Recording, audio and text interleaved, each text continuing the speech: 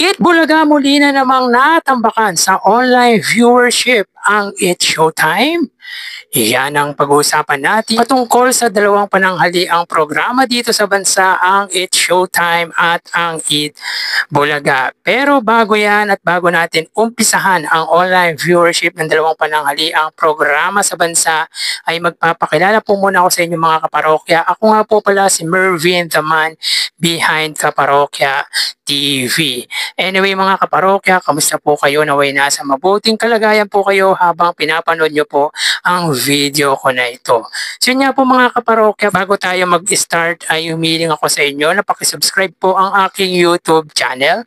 Pakilike and share nyo na rin po mga kaparokya na sa ganon ay mas dumami po ang makapanood ng mga uploaded video po natin. Muli, thank you so much at sobrang na-appreciate ko po kayo mga kaparokya. Sa mga kaparokya, congratulate po muna natin ang It Bulaga dahil naging successful po ang naging event nito sa Sydney, Australia. At sa pagkakalam ko mga kaparokya, ang napanalunan ng mga contestant doon ay ipamamahagi sa mga naapektuhan ng lindol dito sa bansa, particular nga po sa Bogo, Cebu City. So congratulations po mga kaparokya, at sa pagkakalam po natin mga kaparokya ay nakabalik na po ang mga host ng noontime show ng Legendary Trio. So most likely by tomorrow ay magla-live na po ang It Bulaga. So yun nga po mga kaparokya, umpisahan po muna natin sa highest viewership ang ating pag-uusapan. So kanina po mga kaparokya ay umabot lamang po ng 84,000 views ang It Showtime, at ang It Bulaga naman po mga parokya ay 128,000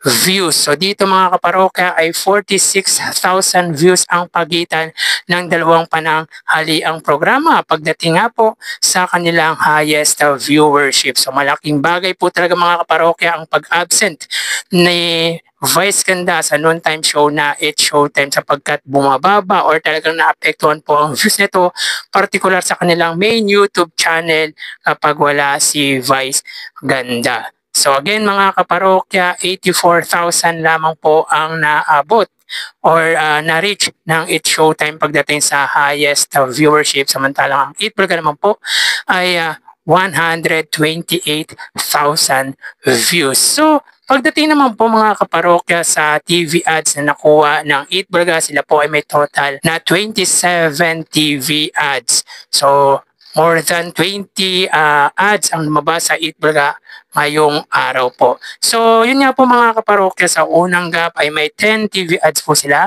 sa pangalawa ay 9 TV ads, sa pangatlo naman po ay 8 TV ads with a total of 27 TV ads. So not bad na po para sa It Bulaga ang lumabas na advertisement sa pananghalian ng Legendary Trio. So mapunta naman po tayo sa papremyong ipinamahagi ng dalawang noontime show. So ang It Showtime po ay may total na 65,000 pesos at 175,000 naman po sa It Bulaga. So sa 65,000 na ipinamahagi ng It Showtime, 65,000 dito para po sa Laro-Laro Pick at Bokya, 0 po para po sa tawag ng tanghalan. So ang pot money po ng Laro-Laro Pick ay 150,000 pesos. So balit hindi po pinili ng contestant or winner ang pot, sapagkat lipat po ang kanyang mas pinili.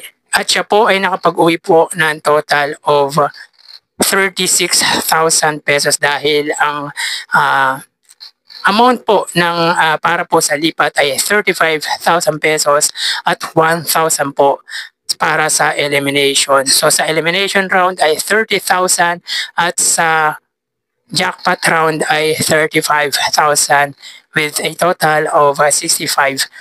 Samantalang sa It Bulaga mga kaparokya, Sa Pera Free segment po ay meron po silang naibigay na 30,000 pesos. Sa Sugat Bahay ay 70,000 pesos. Sa Gimme 5 ay 45,000 pesos sapagkat isa lang po ang nasagot sa jackpot round ng Gimme 5 at isa lang po ang nakasagot sa audience, dahilan kung bakit 45,000 pesos lamang po ang naipamahagi ng segment na Gimme 5. At sa The Clones mga kaparokya ay 30,000 pesos. Sayang at hindi po nasagot ang jackpot para po sa double the money sa The Clone. So bali ang guest clones po ngayong araw ay ang The Clone ni JR, ni Beyonce at ni Matt Monroe. So laking tulong talaga ng The Clone para sa mga aspiring new performer tulad nga po ng mga nag-participate sa The Clone. So yan po ang update natin para sa dalawang pananghaliang programa ngayong araw po. Sa tara ating alamin ang online viewership ng dalawang bigating noontime shows. Para sa Eat Bulaga Under TVJ Facebook page na may 3.6 million followers at sa It's Showtime naman po na may 19 million followers. So sa oras na 1:30 PM ang It's Showtime po ay may kasalukuyang segment na tawag ng tanghalan, samantalang ang Eat Bulaga naman po ay Gimme 5. So dito ang It's Showtime po ay may 2,100 viewers, samantalang ang Eat Bulaga naman po ay may 3,200 live viewers. So again sa oras na 1:30 PM ang It's Showtime po sila ay may 2,100 live viewers at ang Eat Bulaga naman po ay may 3,200 live viewers. So pagdating sa Facebook Live mga kaparokya ay lamang po ng 1,100 views ang Eat Bulaga against sa It's Showtime. So mapunta tayo sa TV Network YouTube channel ng dalawang noontime shows. Para po sa It's Showtime under GMA Network YouTube channel na may 40.2 million subscribers at sa Eat Bulaga naman po under TV5 YouTube channel na may 2.62 million subscribers. So sa oras na 1:31 PM ang It's Showtime under GMA Network YouTube channel sila po ay may 32,000 viewers at ang Eat Bulaga under TV5 naman po ay may kasalukuyang 17,000 viewers. So again, as of 1:31 PM ang It's Showtime under GMA Network sila po ay may 32,000 live viewers at ang Eat Bulaga under TV5 ay may 17,000 viewers. So pagdating sa TV Network YouTube channel ay lamang po ang GMA sa TV5 ng 15,000 viewers. So mapunta tayo sa main YouTube channel ng dalawang noontime shows. Para po sa It's Showtime under ABS-CBN It's Showtime na may 2.7 million subscribers. At sa Eat Bulaga naman po under Eat Bulaga TVJ YouTube channel na may 1.68 million subscribers. So sa oras na 1:32 PM ang It's Showtime po sila ay may 61,000 viewers at ang Eat Bulaga naman po sila ay may 121,000 viewers.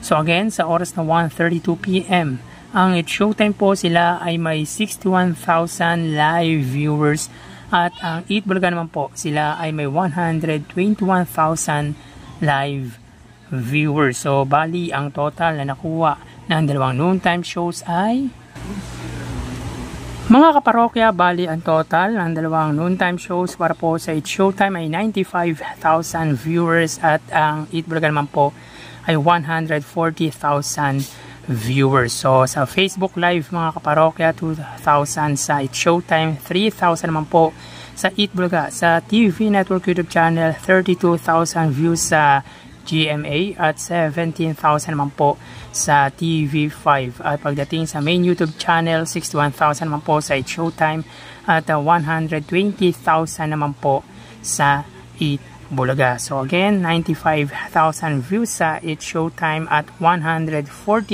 naman po sa Eat Bulaga. So pagdating dito mga kaparokya ay lamang po ng 45,000 views ang pananghaliang programa ng Legendary Trio against sa It's Showtime. So dito, wagi po ang Eat Bulaga sa online viewership at masasabi po natin na tambak po ang inabot ng It's Showtime. So yan po ang lumalabas sa kanilang online viewership as of 1:34 PM. So magpapaalam na po ako sa inyo mga parokya. Magsiingat po kayo palagi. Thank you and God bless.